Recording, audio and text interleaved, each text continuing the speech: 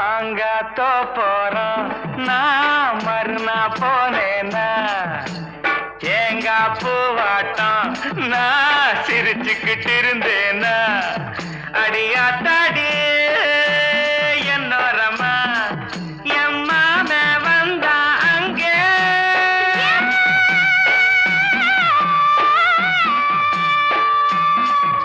எம்மாம வந்தா அங்கே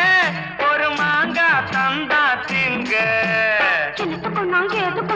பொண்ணுனா பச்சை பொண்ணுனா ஆசை இல்ல என்னை மறந்து வாங்கி கேட்டுனா சின்ன பொண்ணுனா மாம தந்த மாங்கா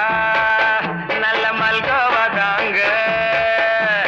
மாமே ஒரு மல்லியப்பு கொடுத்தான்